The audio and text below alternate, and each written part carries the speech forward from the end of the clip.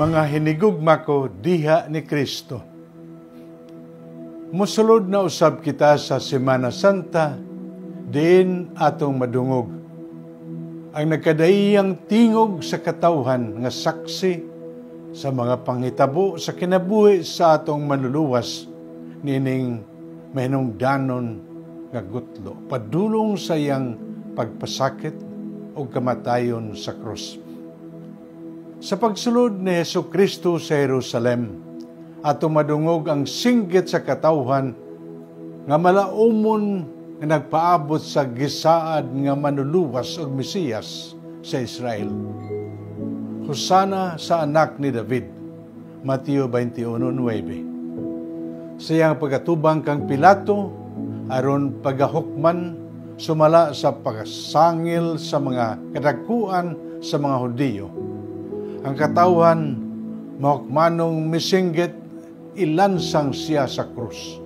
Mateo 27:22. Og sa iyang kamatayon atong makita og mabati ang pagpamukpok sa dughan sa katawhan nga nakakita og nakasaksi sa panghitabo sa Kalbaryo. Lucas 23:49. Sa atong pagsulod sa Semana Santa karong tuiga, maningkamot kita pagpuyo sa linain nga paagi nining mga mahinungdanong panghitabo sa kasaysayan sa atong kaluwasan. Sama sa pag-abli sa ganghaan sa syudad sa Jerusalem, diin gidawat sa katawhan ang ilang gilauman nga Mesiyas nga gikan sa laray ni David. Unta karong Semana Santa, mantigo kita pag-abli usab sa atong mga kasing-kasing aron pagdawat ni Kristo og sa iyang halad nga kaluwasan alang kanatong tanan.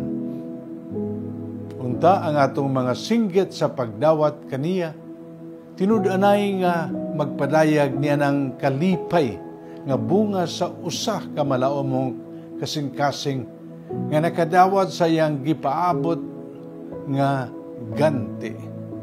Dili singgit nga naghukom nagpabugot-bot tungod kay wala may uyon sa iyang gusto ang iyang nadawat.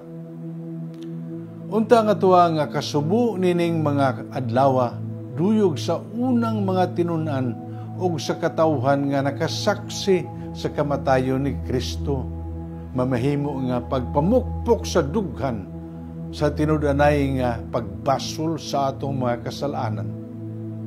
O sa unta kini, katiunay nga pagbasol tungo kay ang atong mga sala mao may hinungdan sa iyang kamatayon sa krus. O unta ang atong pagpuyo sa Semana Santa, susama kang Maria Santissima. Uban sa dakong pagtuo ug paglaom, miuban siya sa iyang anak sa dalan sa krus ug iyang nasaksihan ang pagpasakit o kamatayon sa iyang anak.